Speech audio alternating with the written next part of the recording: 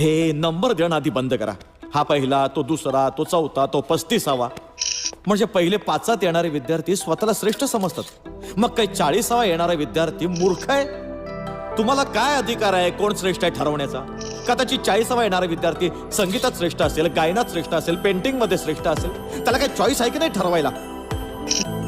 बरं, एक गोष्ट मला सांगा. माझ्या एका मित्राला शिल्पकार व्हायचं, पण SSC ला तो सायन्स मध्ये फेल झाला, म्हणून त्याला JJ स्कूल ऑफ आर्ट्स मध्ये ऍडमिशन घेणं शक्य झालं नाही. त्यानंतरची 3 वर्ष तो सायन्स मध्ये पास होण्याकरिता आटापिटा करत राहिला. March October, March October, March October.